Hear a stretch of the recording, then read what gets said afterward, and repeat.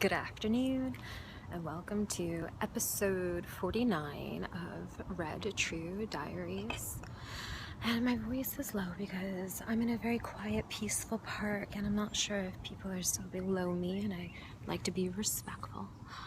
And this is where I was last Sunday, but I was further down there, where that park benches. And came here to enjoy some peace and quiet and a gorgeous view while eating this amazing pizza. Okay, yeah, it's almost all gone. Whoever thought to put a salad on top of the pizza, which I have done before actually, just not that beautifully and that amazingly with asparagus and roasted red peppers and such. It's just fantastic. So, I'm in Fort Washington at an observation deck. I am going to check to see if I can talk a little bit louder, because it does sound like, oh yeah. So people are still down there, so I want to keep my voice quiet because there are some people who are also watching the birds. There are blue jays and cardinals right over there.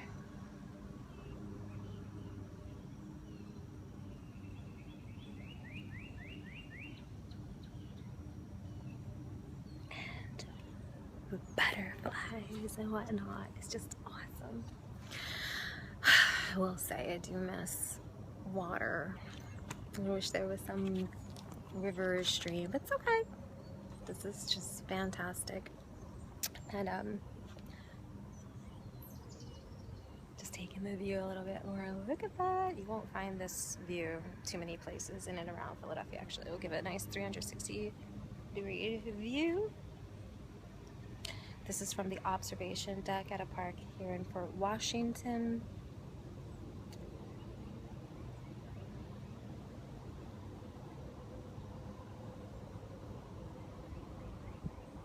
The last time I was here, actually the past couple times I've been here during sunset, it's been cloudy, so I'm curious to see what it's going to be like. I don't know if I'll be able to make it back today during sunset, but I'd like to at some point. So how awesome is that? It's just so beautiful. I need these as part of my day, these experiences of being wowed by nature.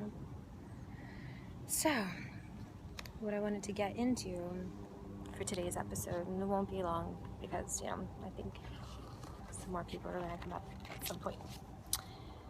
I did my, I bought life insurance, and so I've been thinking about, my last will and testament and what I'm going to leave to whom and what.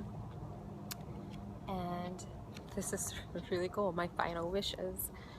And it says, "This will help you successfully handle the various tasks thrust upon you by my death. I sincerely appreciate and love you. I thank you with all my soul." How awesome is that?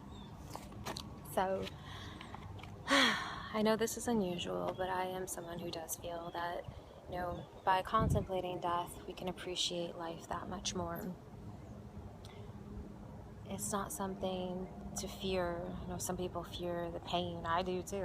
Like, not necessarily of death, but however, whatever ends our body. But from what I understand, for even people who feel close to death, there are hormones that are released, or it's like chemicals, affected by hormones maybe, but chemicals that are released in our body that do help us cope with pain, adrenaline being one of them. I'm sure people have heard about that.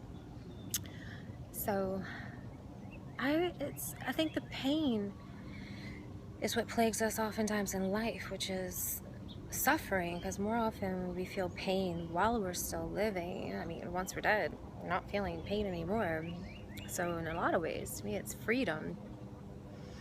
When I think of someone dying, I think of the pain that I feel by their absence and the loss of that and the hurt that comes as a result of that. I've had some close people to me die, including my grandmother last year, and I remember she was the first person whose death I seriously contemplated when I was a kid, probably, I don't know, sometime between 10 and 12, when I realized that she won't always be with me and that she will die eventually. It made me cry because I was so sad to think of life without her. But when she did finally pass this past year, yes, I did cry by her loss, but I was so happy that she wasn't suffering and in pain anymore. And the same with one of my friends. I mean, she was also 91, but so she lived a full life. But another good friend of mine passed away, it would be 6 years ago now, and she was only 26. And that was hard because she was just so awesome and did so much for so many people, and I felt like should have more of life to live. And when I thought about how long I'd have to live without her and how much she meant to me, that was tough. But I still felt happy for her that she wouldn't experience the suffering that comes with duality and the pain that comes with having a human body. But one of the things I want to highlight now is the importance of appreciating the times we aren't in pain and how that pain can increase our peace, our happiness, and our awareness of being out of pain. Sometimes we don't even know what peace and happiness and pleasure are until we endure pain. So even though many of us fear it, pain and suffering, they do have gifts within them. And personally, I like to be reminded of these things. It's one of the reasons I'm so grateful for the YouTube community, the Instagram community, the Facebook and Twitter community, because social media, for me, ties me to more people than I know personally, like in person, that live a similar lifestyle. We can all use a reminder, especially because nature speaks volumes, but we don't always take the time to listen. At least I know I don't. Working on it, work in progress. But I'm listening, I hear you, and I feel you.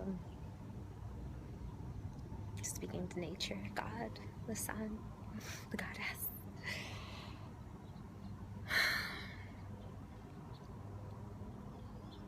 This is literally the highlights, the high sun of my day. And I highly, see if we can get some of the sun in there. Woo! So bright.